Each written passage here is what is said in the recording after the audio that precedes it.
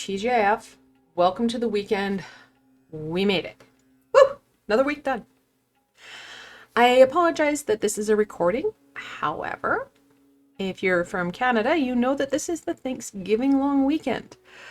My kids had today off, so we took the day to go down and visit family and start our Thanksgiving weekend celebration early. That said, I didn't want to miss out on exploring this week together to see what's going to happen, as there's a lot happening next week.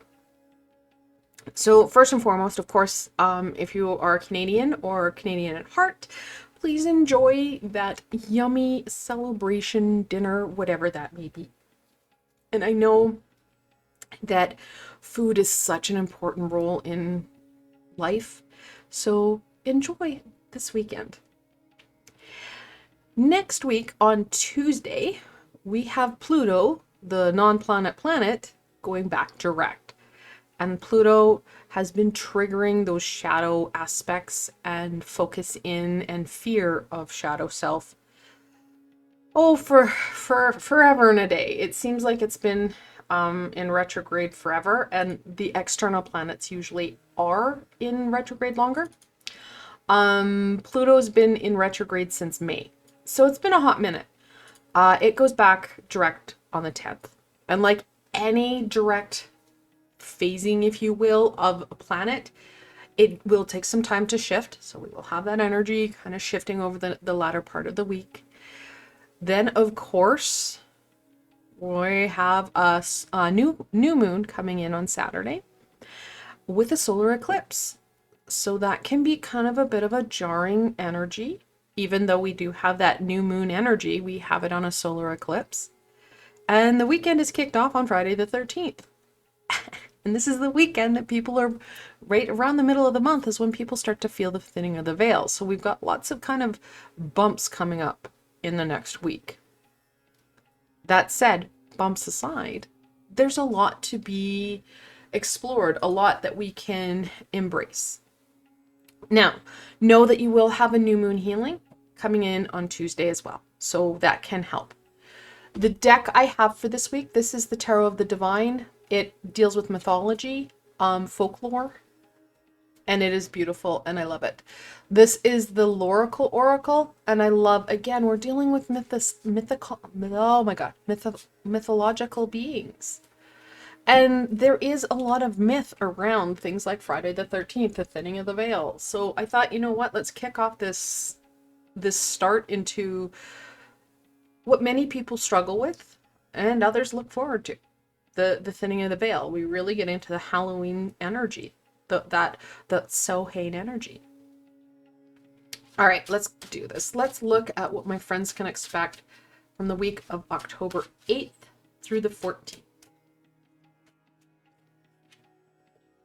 I don't know about you, but I love the fact that we have Thanksgiving in October in Canada. Being Canadian, I have Thanksgiving the second weekend in October. And then I usually have something fun because I've got a lot of American friends. We'll do something fun for Thanksgiving in November. And then we have Christmas in December. Like lots of yummy, yummy food. And food is yummy. We have the Ace of Wands in reversal.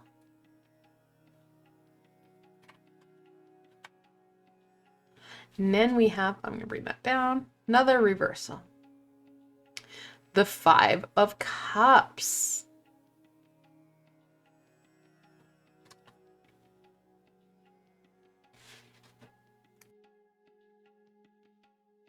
The Queen of Swords. Reversal-tastic this week. And I think it's down to a lot of the anxiety that comes in on some of these pieces. Friday the 13th triggers a lot of people. Solar eclipses trigger people usually on that more subconscious level. And I won't even get into the triggers and challenges that the thinning veil presents as we become more aware of what it is we're feeling, our sensitivities to energies. We start to, again, that trigger, right? And it's not only going to be us related, it's going to be people we're working with, people that are in our lives. They too are going to be impacted. Some may not have the words for it. However, having the words or not does not mean it's going to minimize your reactivity to it. It is what it is, right? It's going to be important. Two things. One, that we are using our head. The Queen of Swords is in reversal, and she has that tyrant-y snow beast energy, right? We don't want to be that psychotic Karen. And believe me, we will be dealing with those psychotic Karens. And I like the fact that she does look like she's going to kill somebody with that machete. It's a very different rendition, and I don't usually see that in this card. But the fact that she is in reversal... Ooh, camera. Come on. You can follow the card. There we go. We want to follow that Karen because she's scary. The more we are using our head, checking in to how we're functioning, what our triggers are, the less Karen and psychotic, knife-wielding, machete-wielding craze that we will be. We don't want that. We want to use our head. We want to use our frontal cortex. We want to make sure we're thinking things through, staying in control of self, because I will tell you that will not be easy, and it's going to be something that you are going to be dealing with self and with others. That shift that we're seeing in this week is not going to be a nice shift. It's not going to be a nice, smooth transition. The Ace of Wands and the Five of Cups are upside down and reversed because we are going to be struggling. It's going to be, we know that we don't want to be focusing in on the funk and the yuck and the gunk. We know there's other aspects that are more life-giving, that bring balance, that bring harmony. However, it's going to be really hard to maintain that focus. We're not going to easily be able to grasp hold of that balance, grasp hold of those pieces that bring us that joy, bring us that passion. Because the Ace of Wands is on its head. This is one of those fancy brushes, bamboo brushes, and it's going to be dipped into the inkwell. Well, usually this feels like a match being snuffed out in dirt. The ink is running the wrong way. We're not able to dip it in. That's the imagery there. However, with attention to self, we'll be able to turn this card. We'll be able to maintain balance, maintain stability, so we're focusing in on the two positive pieces, giving us that inkwell to dip into. Adding in to that creative endeavor, whether it includes ink, paint, or paintbrushes or not, it doesn't matter. It's the imagery piece. The wands talk about the passion-based creativity. The cups, that emotional, intuitional-based creativity. It's the yin and yang. We have a lot of new opportunities to not only express our creativity, but gain that fulfillment and that joy. However, it's going to be us taking that step forward, us taking that deep breath, and us making sure we're taking those steps, using our tools, checking into where we're at, checking into how we're responding to people. Because like I said, this is not just going to be a us, oh, well, it's going to be a hard week for us. No, it's global. It's across the board.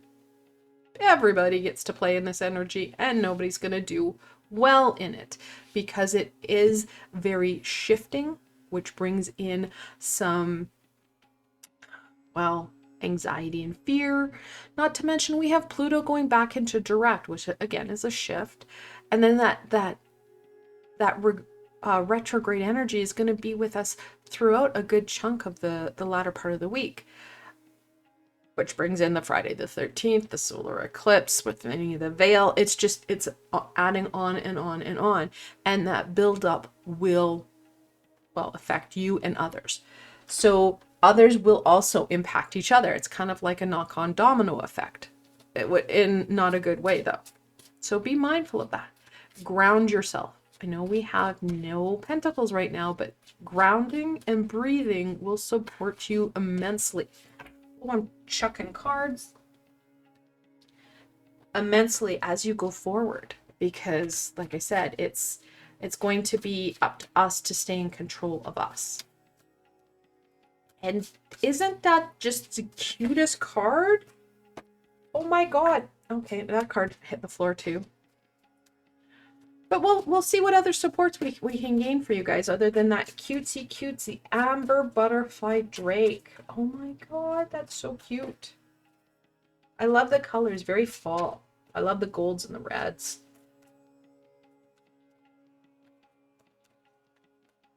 I still have to pick up the card off the floor. I'm just kind of avoiding that bend. All right, here we go. I got it. Okay, so the two cards that hit the floor. The Amber Butterfly Drake. Teething, sleepy, and security. Please be mindful of your sleep, because with this shifting energy, we'll become less likely to sleep well and fully, because the energies, they cause disrupted sleep when we're anxious like that. The Tree Crown Drake. Still, sudden, and concealed. That stability, that groundedness, hello, tree and a crown. Again, that calm, we need it. We need the security within ourselves. We need that very still calm within ourselves. So this is an internal piece to be able to function, to gain what it is we need to, use what it is we need to, because the external pieces are going to be topsy-turvy for us. Merlion, guard Asian swimming. So amazing. Okay, so this is my PSA announcement for today. The Thinning of the Veil. It's an awesome experience. It's kind of like the training wheels for, well, you're working with your high vibrational support teams, working with the other side, working with what's called our clairs. That said, it's not as easy as just opening up that door. We have to be very mindful of what we're opening the door to. Please do not ever try to channel, and that's what it's called, channel alone. I always recommend, and I do this practice myself, I call in Archangel Michael for that protection. I can't truly see or understand what it is that's coming forward to me unless I have that support. It takes some time to understand the energies. And high vibration, it's not deceptive. Low vibration, it's deceptive as all hyena. However, if it's low vibration, it doesn't like Archangel Michael. It's like kryptonite, if you will. You can, and I would encourage you, before you start working with your clairs or with any sort of channeling or divination, especially as you're starting out, call in Archangel Michael to ensure that all that comes forward to you is high vibrational and for your greatest good. That in itself will help minimize some of that danger or that low vibration that can easily overwhelm us. Now, with the thinning of the veil, it does bring in unexpected visitors, which can be a blessing and which can also not be a blessing. Anytime you feel an energy shift that makes you feel uncomfortable, or you're like, ooh, that's different, call in Archangel Michael to vet it. It's okay to call on him. They actually like it. They're like, yeah, you're reaching out and using, again, your head and your tools to get the support you need. You don't want to be dealing with low vibration. It's not fun. It's sticky as all else, and it's hard to get rid of once it's been acquired. If we stop it at the beginning, it's so much easier because, again, Archangel Michael, so amazing at that. Which leads me to another part to this. Many people get frustrated when they're channeling and they're trying to channel, say, a passed on loved one or ascended master of some sort. and they get mad. I don't know how many times I've heard people say to me, well, I tried to channel Jesus and he didn't come, so obviously I can't do it. Well, no, he'd be busy. And yes, he was a real guy.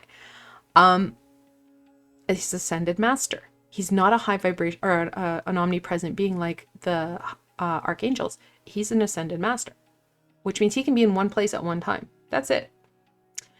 So what you should do is channel your high vibrational support team, your guardian angel, your guides. Those are ones that are around. Okay.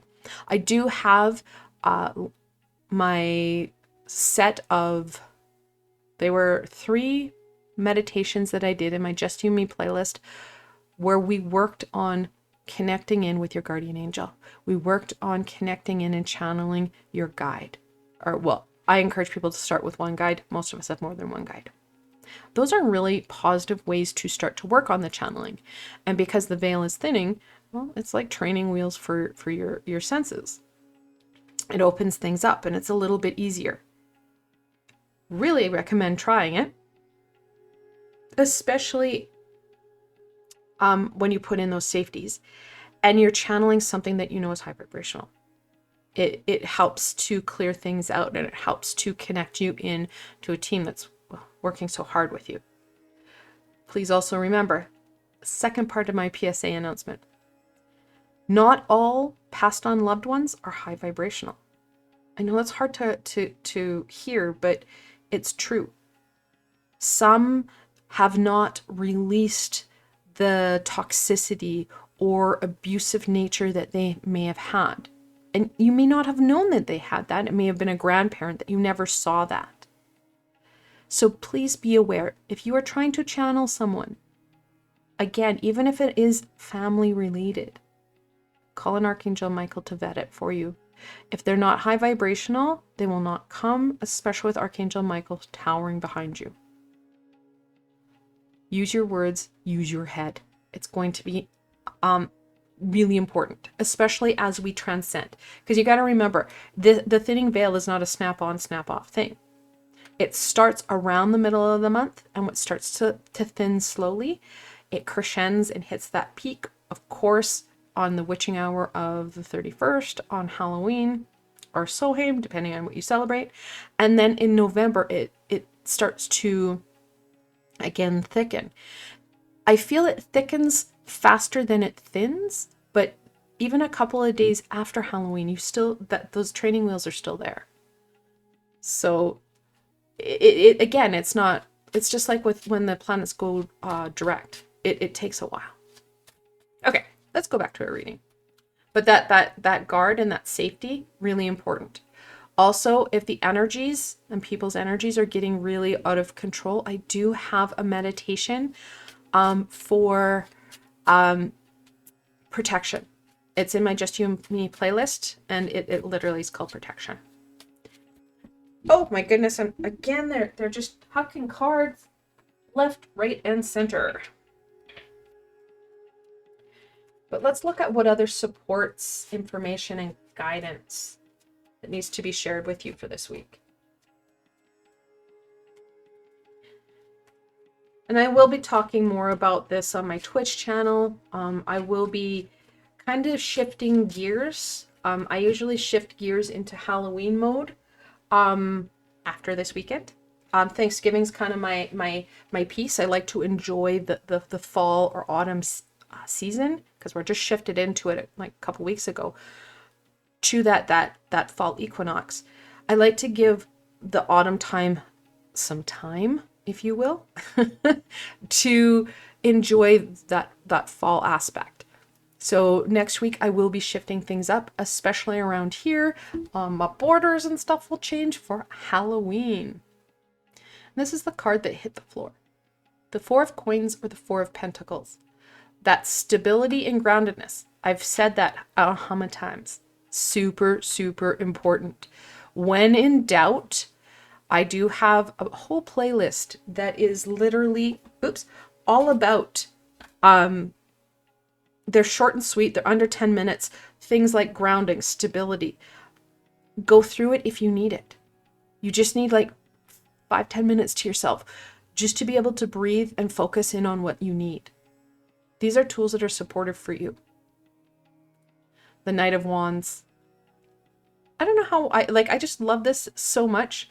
This knight is on some sort of weird goat carrying a spoon. Do it your way, guys. Don't let that inner fire get fizzled. We want that very passionate based, very dominant, no fear energy, because the fear is going to be there, whether it's subconscious or not, whether it's ours or not. So be aware, my emotional sponges who grab everybody's energy, my energetical sponges, you may be carrying stuff that is not yours. If you are working in a space that has lots of people, or you're going to be in environments that have lots of people, make sure you shower right after you get home from work or the event or whatever, because the mass pieces, especially pieces that you don't know, so like I'm thinking grocery stores, subways, that type of stuff, where you have a large group of people and you walk by them and you're all their energy, right? All that negativity. Ooh, yeah. So again, use the tools. Make sure you have protection. Strength. She's in reversal. We're not going to feel like we're going to have the ability to wrestle our dragons, wrestle the lion, use our inner strength, our inner abilities, our inner light to any advantage because of this energy, because of the energies we're picking up. It's going to be a challenge. However, when we are using our head, we will be able to also turn this and start to use that inner light, those inner abilities, that sense of self, that authenticity that helps us overcome challenges. Because this is not the first time we've seen this, nor will it be the last. It's up to us to minimize it. The Five of Wands in reversal. Again, talking about that inner negativity, that inner challenge, which many of us have been working on. And that's why it's in reversal. It's not like an unknown or a new aspect or things that we have to highlight. It's something that we already know. It's something that we need to be working on. We have to take the time for ourselves, manage the challenges, whether we know it or we're not aware of it. Like we've got external pieces that are coming forward. Take that breath, stabilize us, use our head to put the pieces together so that we can start to embrace some of this shift, because it is a shift. That thinning veil. And I like that, and this is quite the kind of progression in Friday the 13th. Lots of fear around it. It's a day of the goddess, so it has been downgraded. It has been demonized because, oh my God, Fridays were always considered a day of the goddess. 13, of course, is very much connected into the lunar cycles. That goddess energy, super helpful and supportive in moving us forward. We transcend into the new moon. Again, lunar energy. We've got a solar eclipse. So we've got the lunar and the solar, so the masculine and the feminine. Masculine is solar, feminine is the lunar, kind of converging there, bringing in that balance, but also kind of pushing us forward. Think of it as your parents getting you up and going. They're working together this time, not separately. And then we go straight into the thinning of the veil. So it's no wonder we have such challenges. However, should we take the time, prepare ourselves, and I would encourage you to compartmentalize and chunk this, because we do have the Queen of Swords. So using our head, chunk things out. So you're giving yourself time and energy that's not too overwhelming throughout the next week to clear out some of this fear, some of this anxiety and stagnation. Then on top of it, give yourself a different day for a chunk of small time to work on that creativity. Work on some fun pieces, the pieces that bring us that get up and go, because that get up and go is going to support us to doing some of the fun stuff, some of the adventurous stuff that we want to do. We don't want this week of shift and, well, in some cases, really funky energy to slow us down. Can it? Sure. However, using your head, using your tools, and allowing that inner self to truly shine, you will be able to start to turn these cards and start to see that new beginning and not resist it so much. The ace and the knight start to work together, which, again, you're starting to turn the queen, and the queen, she's learned all her knowledge through hard knocks, through firsthand experience. So helpful when we're looking at moving forward and focusing in on the important stuff. I want to thank you guys for joining me today. I hope that this reading helped to give you some aha and steps and solutions to going forward this week.